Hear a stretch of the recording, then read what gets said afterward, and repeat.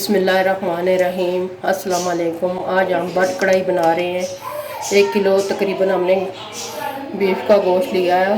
1 चम्मच सुरख लाल मिर्च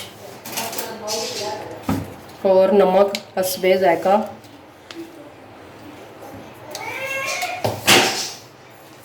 दो दरमियाने साइज़ की प्याज हमने काट ली है और लहसुन लिया है तकरीबन 5 से 6 जोड़े। 2 गिलास अब हम पानी के डालेंगे। अब हम इसको कुकर को बंद करेंगे और गलने के लिए तकरीबन 15 मिनट रख देंगे। हमारे 15 मिनट गुजर चुके हैं। हमने कुकर खोल लिया है और गोश्त हमारा अच्छी तरह गल गया है। अब हम इसको कढ़ाई में डालकर भुनेंगे फिर और आपको बताएंगे कौन कौन सी चीज़ हम डालेंगे। चिकन को हमने कढ़ाई में डाल दिया है और अब हमने टमाटरों का पेस्ट बनाया हुआ था वो डाल रहे हैं। तकरीबन हमने 3 टमाटर लिए हैं। हमारे टमाटर फ्रीज़ हुए थे इसलिए हमने छिलका उतार कर उनका पेस्ट बना लिया है। वैसे तो टमाटर जो है साबुत डलते हैं, हमारे फ्रीज़ हुए थे इसलिए हमने उनका छिलका उतार कर पेस्ट बनाकर डाला है।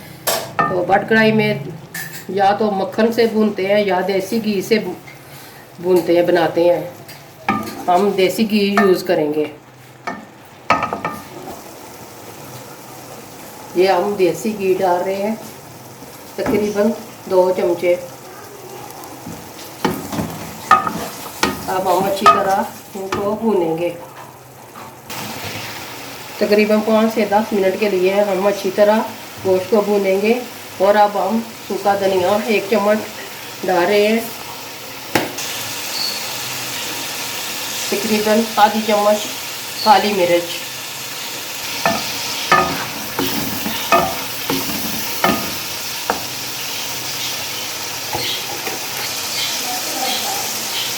आधी चम्मच अदरक का पाउडर। अब हम अच्छी तरह इसको भूनेंगे।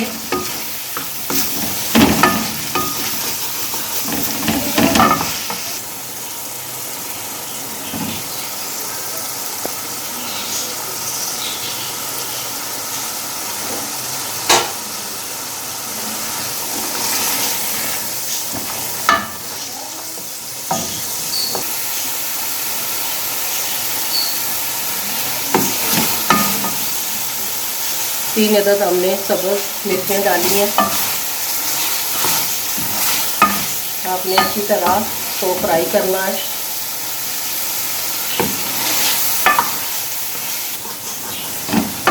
फ्राई नहीं सॉरी भूनना है अच्छी तरह। स्पेशल ईद की डिश है बट कढ़ाई, हम ईद पर बना रहे हैं। सबको हमारी तरफ से बहुत बहुत दिली ईद मुबारक हो। अब हम इसमें दही ऐड करेंगे। तकरीबन 4 चम्मच हमने दही लिया है, उसको अच्छी तरह फेंट लिया है।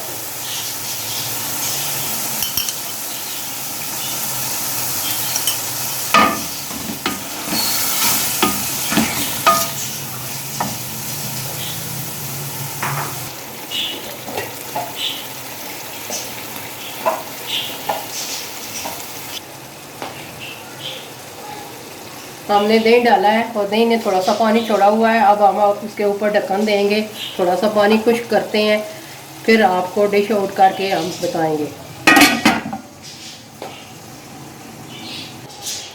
हमारी बट कढ़ाई तैयार हो गई है। अब हम आपको डिश आउट करके दिखाएंगे। क्या आपने ज़रूर कमेंट में बताना है कि हमारी रेसिपी ये आपको कैसी लगी। माशाल्लाह हमारी बट कढ़ाई रेडी हो गई है। आपने ज़रूर हमें कमेंट में बताना है कि आपको हमारी बट कढ़ाई कैसी लगी। और आप सबको हमारी तरफ से दिली ईद मुबारक। और आपने हमें दुआओं में ज़रूर याद रखना है। हमारी वीडियो को ज़रूर लाइक कीजिएगा, शेयर कीजिएगा और कमेंट कीजिएगा। मिलते हैं नेक्स्ट किसी और रेसिपी के साथ। दुआओं में याद रखना। अल्लाह हाफिज़।